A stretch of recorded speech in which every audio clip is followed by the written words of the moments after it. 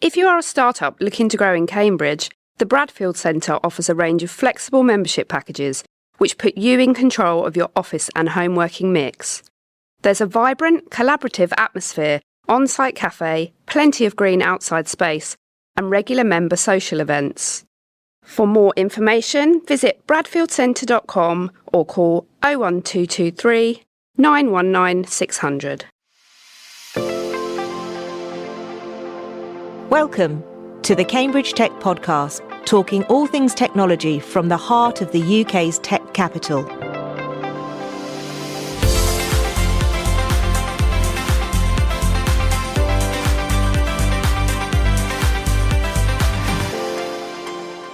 Here are your hosts, Faye Holland and James Parton. Hi, I'm James. And I'm Faye. Charco Neurotech is a medtech startup working on a system for people with Parkinson's to improve their quality of life. They have developed a device that has seen all the pilot participants improve movement. So let's find out more by speaking to CEO Lucy Jung on today's podcast. First, we have a brand new segment on the podcast. Starting this week, we will bring you a summary of the week's hottest tech headlines to help keep your finger on the pulse of everything that is happening across the Cambridge Tech cluster. Two companies with links to Cambridge University are headline makers this week: VividQ and TerraView. VividQ has unveiled a major breakthrough that could revolutionise augmented reality gaming. The company is working with Finnish company Displex, which is regarded as the world's top waveguide designer and manufacturer. The duo have released the world's first commercially available 3D waveguide combiner, which is a critical component of an AR optical system, which can display simultaneous variable depth 3D holographic images in the real world. VividQ CEO Darren Milne said, "There has been significant investment and research into the technology that can create the types of AR experiences we've dreamt of, but they fall short because they can't live up to even basic user expectations. We've solved that problem and designed something that can be manufactured, tested and proven, and established the manufacturing partnership necessary to mass produce them. It is a breakthrough because without 3D holography, you cannot deliver AR."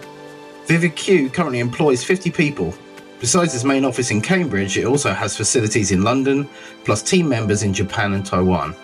Founded in 2017, it's raised more than 20 million in VC funding to date, with investors geographically diverse in Japan, Europe and the US.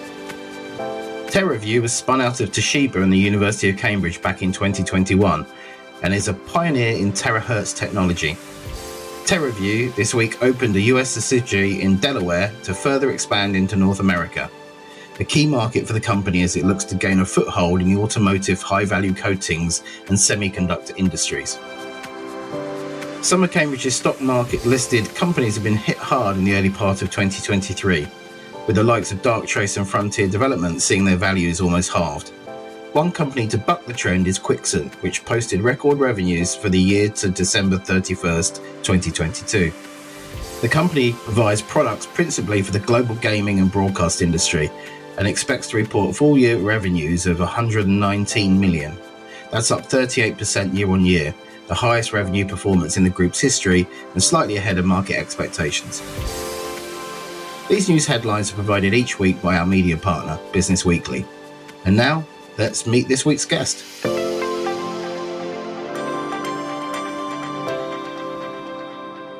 So welcome, Lucy, to Cambridge Tech Podcast.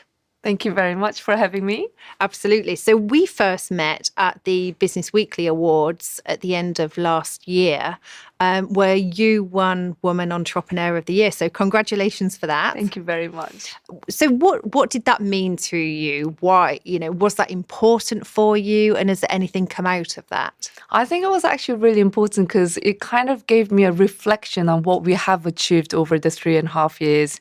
And when we first started, med tech area of, starting, like, I kind of come in as a really kind of rare kind of entrepreneur in this sector, but also being a female.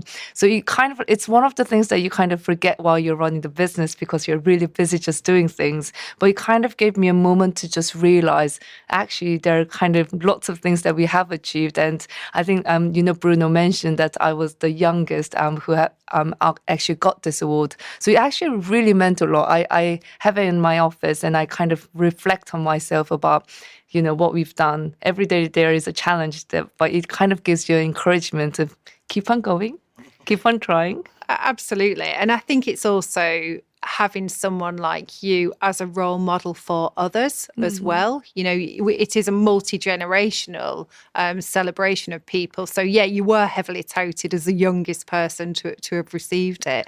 Yeah. So what do you think about your position as a role model as well? I definitely realized over a couple of months, actually, there were lots of students who were just about to start a startup who contacted me, who are female entrepreneurs, saying like, I really just want to get some advice.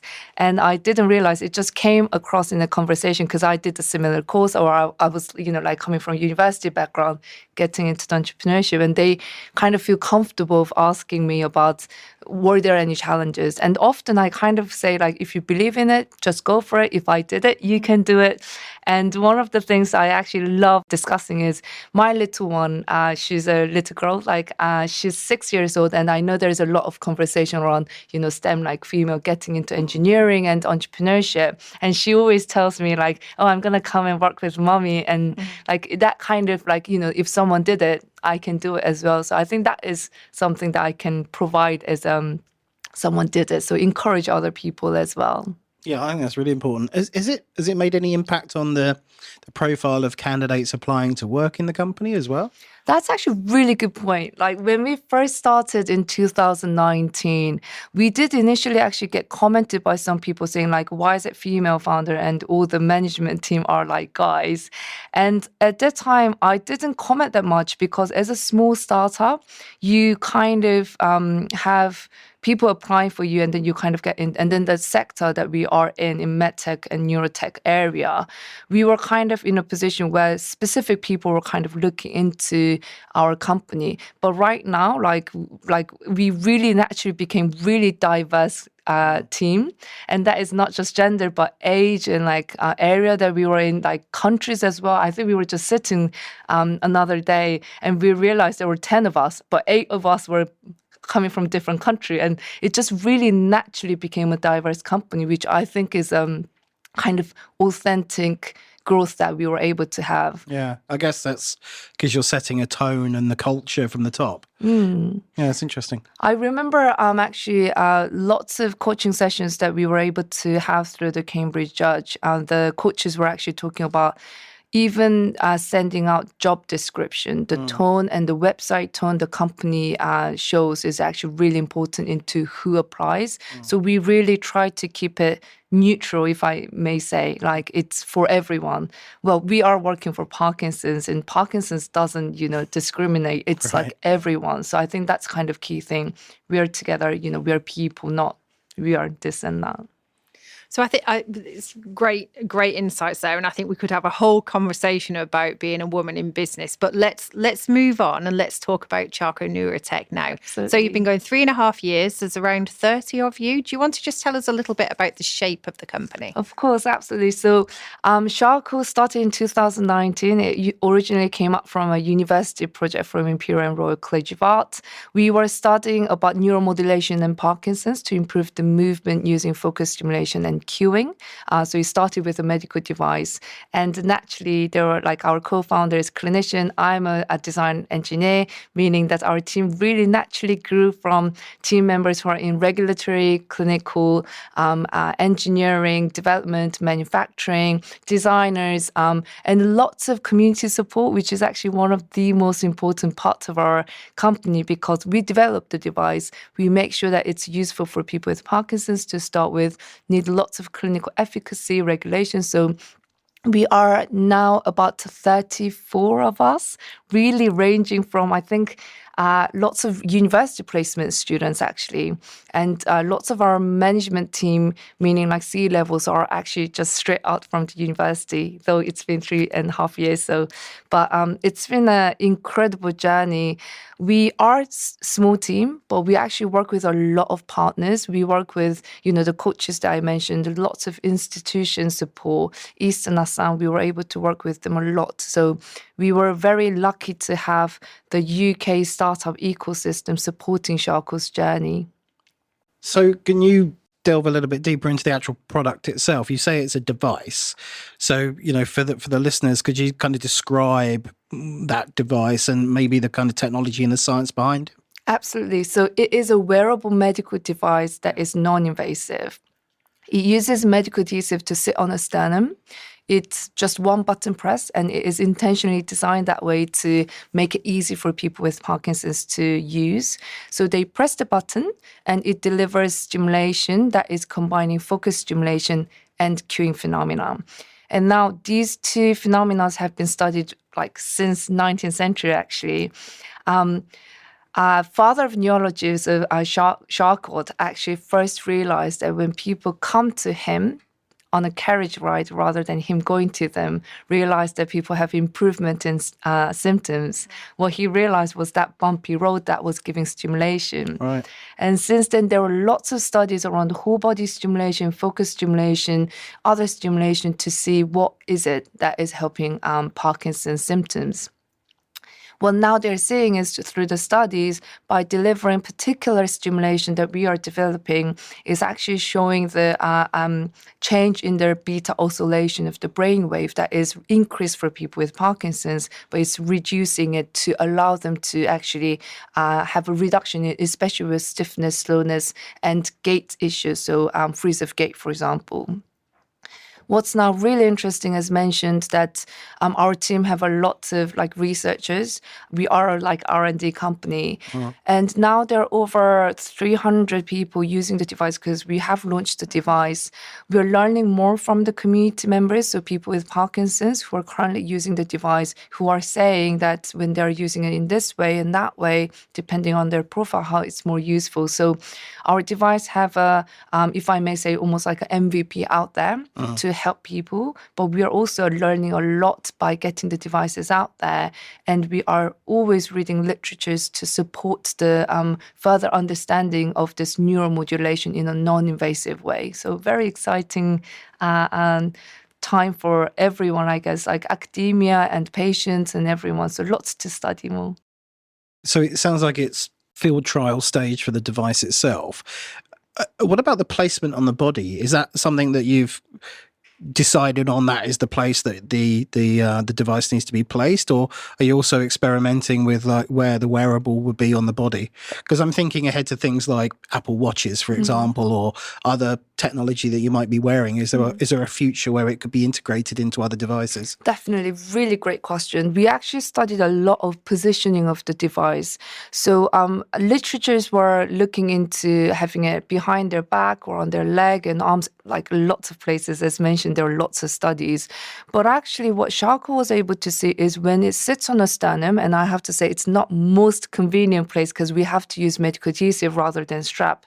But it was showing much more benefit when it was improving the movement symptoms, basically. And there are lots of hypotheses that we bring in, but it's more likely where if you actually wear the device on the sternum, you can actually feel the stimulation going across your rib cage, right, and you can actually feel it across your body. And what we are realizing is that because it has a medical adhesive, they can actually place it in lots of other body areas. And we do actually encourage people saying please feel free to try in other places. But actually, majority of people comes back to the sternum and they use it on the sternum. And it's a combination of not only effectiveness, it is helping more. The second thing is actually the usability. So for people with Parkinson's to be able, if there's a button on their leg for them to, sit down to press it, it's just not convenient. But it's a very natural movement for us to bring our hand over to sternum and press the button to get their help. So it's a combination combination of effectiveness and usability of the device that we got to the sternum. Interesting. So you have the device, but you also have the app Yes. that goes with it. So do you want to talk us a little bit about the app, what it does, the technology behind it? Absolutely. So how did we even start building the application? We as Charco, we have a philosophy of authentic approach to what we want to show people. And because we're all kind of coming from research background, what we really wanted to understand is longer term effectiveness of the device. With a very early stage of immediate effectiveness, it was showing a great, improvement. But we wanted to make sure that it is a longer term effectiveness for people with Parkinson's to continuously use.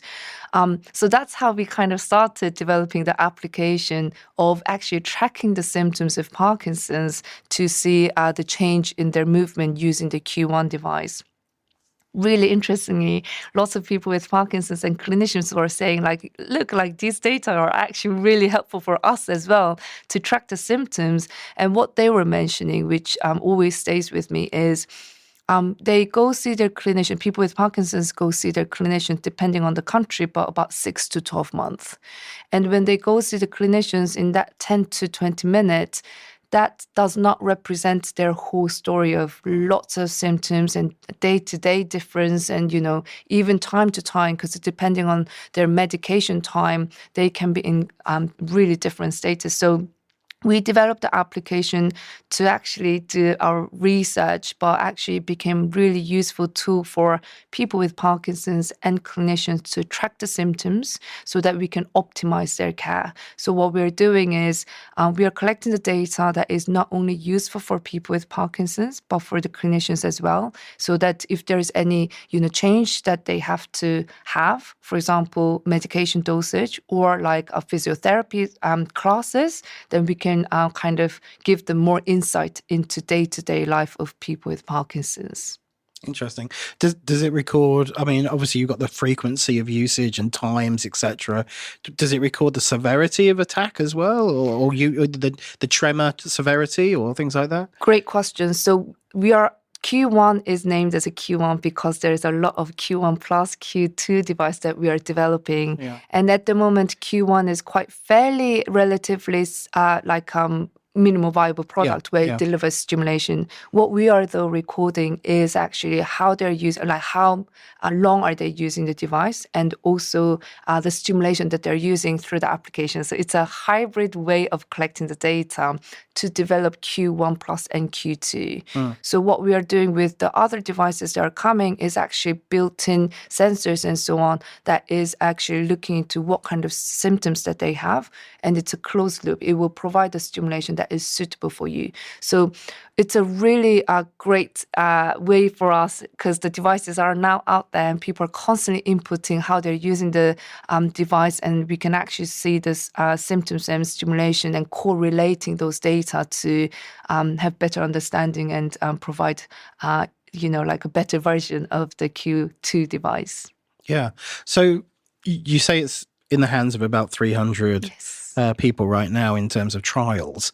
So what does your product, I mean, without really, revealing anything too sensitive, what does that product roadmap look like over the next, 18, 24 months? Yeah, great question. So we are actually scaling up the manufacturing. Yeah. So we have a waiting list of over 9,000 people. Wow, okay. Yeah, so, and that has we barely did any marketing. We're actually trying to now get there because it naturally grew by people with Parkinson's using the device and showing it to their local groups. And they are the ones who comes to us, oh, we heard about this, can you come and tell us more about it?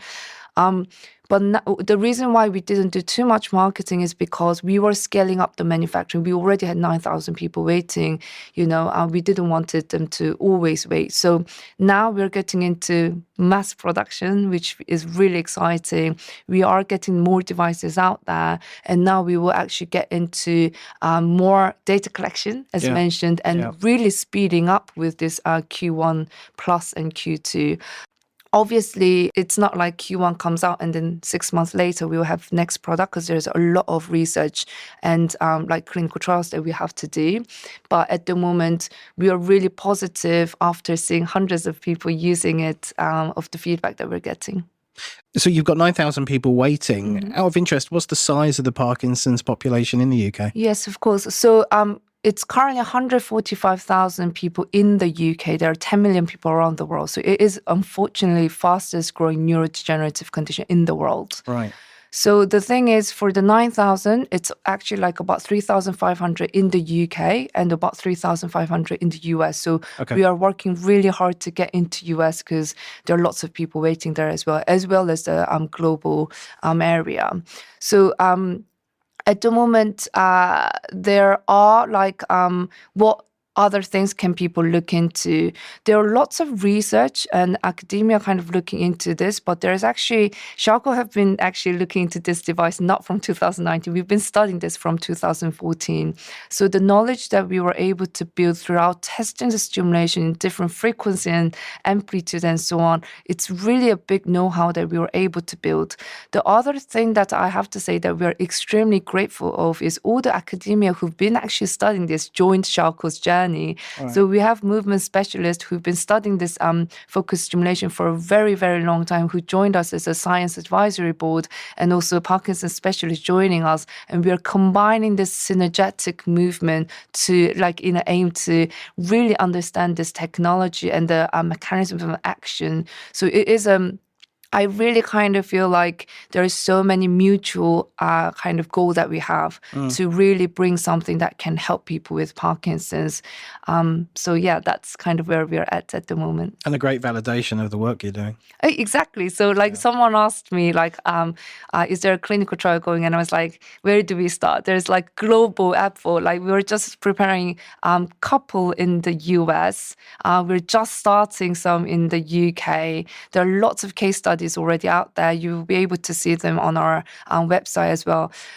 Really great thing is they're working together. So some people are using our device to look into gait improvement. Some people are looking into bradykinesia. Some people are looking into actual brain oscillation change. So it's a really great effort that we are getting together, and then like how can we study it in a more effective way.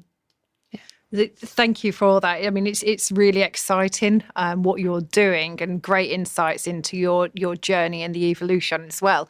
You talked about you've not done too much marketing. I have to say, as a marketing person, you know, I love what you're doing because your feed is full of you with the device on the dashboard of your car, driving somewhere, and it's like it's a gift, you know. It's like you really get that you talked about authenticity. You really get that feel. Now obviously as you grow to thousands and goodness knows how many devices, you probably won't be able to do that, but I think that authenticity really does come out. Definitely. Thank you so much. And I have to say, like when we first started, lots of people were saying when you're scaling you won't be able to do hand delivery. And I was talking with our team members, and our team members, as mentioned, are there with like a kindest heart. And I was talking with our supply chain manager and our chief operating officer, and I said, guys, this is all about Charco. We shouldn't stop this because we have to be really close to community all the time. And actually, we did come up with the model where it does work. It was quite complicated. It was almost like a whole plan of our UK map. And we are constantly looking at how can we make it more wise to deliver the devices. So we do have an option. So people can either go for hand delivery or they can ask for a courier delivery. But actually, more than half, like despite them having to wait, they are preferring us coming to them because that's what they want. It's a care that we want to give them. The device have been actually designed in a heart of, this is a Christmas present. It's a present for people with Parkinson's, and the care that we want to give comes along with hand delivery. And the way that we model out everything is to allow that hand delivery to happen. So now we have actually Parkinson's nurses joining us because they actually have a great understanding of visiting them. So we are basically working on our whole structure and process and business model to make sure that is we scale with the care, if that makes sense. Yeah, it does. And you know, your target market get together. They're the Parkinson communities. So you're going where they are. So that that's perfect. So I want to pick up, you talked about your background earlier on around design engineering. So how much did you personally have to have a say in the design of the actual device? That's a great question. Interesting enough, we were actually having a discussion that we don't actually have a CTO.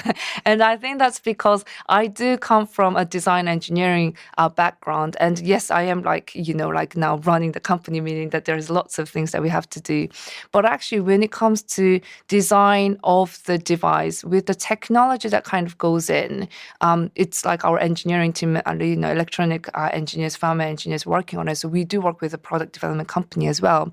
But when it comes to design, I do actually input a lot, and also social media, photos and everything. But instead of me doing everything, now we get together with designers and I kind of talk with them about why we want to design things in this way. So for example, even the ribbon, what's the language that we want to give them? So do I actually do all the illustration and 3D modeling and 3D printing by myself now? No, I don't. But I talk with them about the language and voice and tone and the brand image that Charco has, so we can basically let team members understand that, and then we can spread that around. And they're much better now.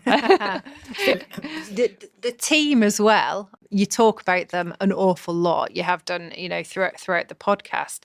You've also invested quite a lot of time in placement students as well. Is that part of the ethos? Oh, definitely. So placement students are actually like something I really, really value. And I have to say, it kind of comes from personal view as well. So when I was really like just starting university, I kind of went into everything, like product design agency. I went into marketing, space marketing, and like I did lots of different kind of internship. And it really helped me understand what kind of things I want to do in the future. So I worked in like different sectors. And whenever we bring a placement student, I actually ask them, what do you want to do at Charco? I know that you studied this, but do you want to have experience in other sector? And that's one of the things I feel like it's kind of again, Charco's philosophy that we want people to work on what they really, really love. Because I really believe in people at Charco need to love their work to make them happy so that they can spread out happiness to people with Parkinson's. So although it's, like challenging as the team grows, it's something that I really want to focus on. The team is happy, so they're learning as they work, and they're constantly working on something that they love so that we can constantly improve ourselves. So I kind of try to ask them, like, what do you think about what we're currently doing? Do you think there's any improvement that we can make? And that's kind of active discussion that we always have as a team. You mentioned the original idea started at Imperial. We're obviously the Cambridge Tech podcast, and your company is in Cambridge. So talk us through why you're in Cambridge and what kind of support you've had from the Cambridge ecosystem. Absolutely. So we started our research in London, Imperial and Royal College of Art. I actually somehow moved to Cambridge at that time, and I needed a space to work. So we applied for Cambridge Judge Business School, and I decided to move to Cambridge. So we were two founders, myself, again, as a design engineer, and medic, meaning that we had to learn a lot about business. So when we actually joined Cambridge Judge Business School, that was incredible support from the coaches introducing us to the right people. They actually helped us go through the contract and really almost teaching us about what kind of things that we have to look for in the even finance, cash flow, and every single bit. So I lived in Cambridge Judge Business School. I was working with coaches all the time to get their advice. We were able to raise funds from Cambridge really quickly as well because of the whole ecosystem. Eastern Asan, as mentioned, also really supported us at that early stage. At early stage, that kind of help is incredibly important. So this is one of the things that I really try to give back to the startup ecosystem at that early stage. These kind of little, it may be 1 hour for them, but the change that it makes to the business is really, really incredible. So we moved to Cambridge, and we also got lots of grant from the university in Santander, where they gave a grant to hire people from Cambridge University. So we actually have quite a lot of Cambridge University students as well. We have, as mentioned, we've got Amadeus VC who joined the round. Yep. We've got Oxbridge Angels. So the whole ecosystem that we were able to build, while we were here was incredible. One thing that I cannot miss out about this special ecosystem that Cambridge have is the Founders Network. So the founders in Cambridge is really close. So we kind of mostly know each other. And there are like different groups where, depending on your stage of startup and also the sector you're in, we're easily able to kind of jump in and ask about, oh, have you tried this? Did you like work with this consultancy? Is there any advice that you have when hiring and so on? Became such an incredible, like almost like a whole city is university as exactly. It's a startup university as well. So I think that was the key reason why we moved here and we're building the company here. So we still have lots of team members coming from London, and we do travel a lot back to London to do business. But that kind of combination of two ecosystems was just a massive acceleration for us. I like it how you just slipped in there. We raised some funding. You actually raised the biggest seed raise for the year for the UK, the 6th largest globally at the amount of 10 million just at the end of 2022. So congratulations on that. You know, very significant. And you've mentioned the VCs that are supporting that. I guess 2 questions. Is this now the time for medtech devices? Do you think we've got to that level of development now that medtech devices are really, really coming to the fore? And how do you feel about it being, you know, we started the podcast talking about you personally, and now you've got such a significant round. How do you feel about that? I think that's a really great question. So when we started, and then there's a COVID hitting and everything, there were actually lots of funding that was going into medtech, biotech, and so on, really naturally.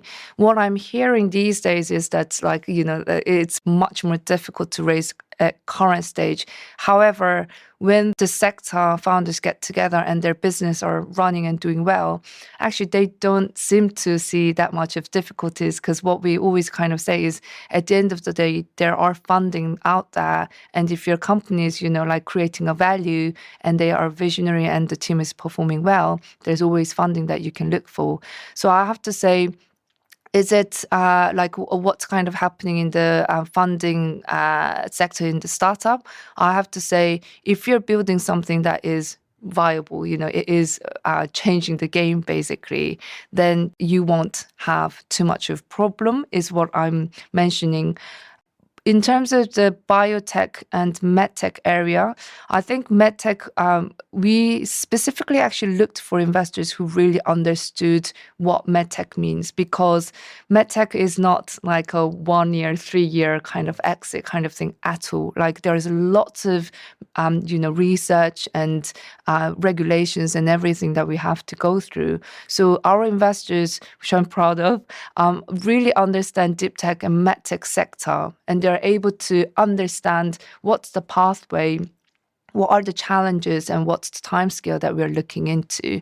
And I think that is really, really important for a startup like ourselves, for the investors to also understand what we are trying to do. So when we are raising funds, every time we got onto call with investors, we really try to articulate our vision of, we really want to improve the healthcare system along with the intervention that we're developing. It's not 3-5 year kind of done game. It's a really long development and research that we want to get into.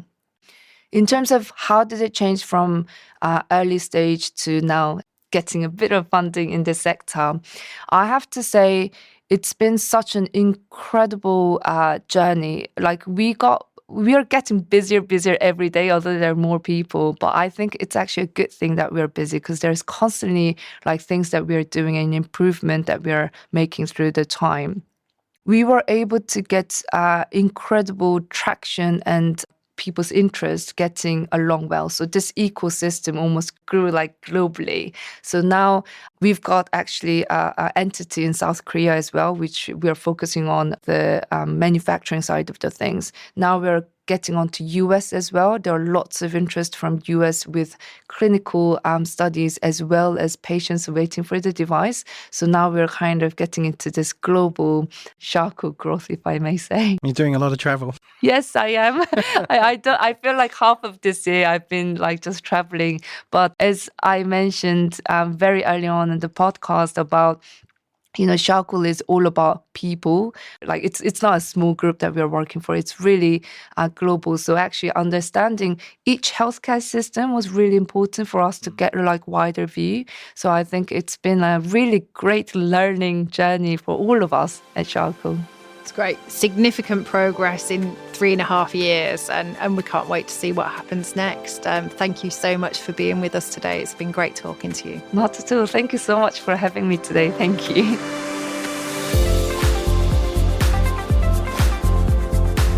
Today's show was produced by Carl Homer of Cambridge TV and supported by our media partner, Business Weekly.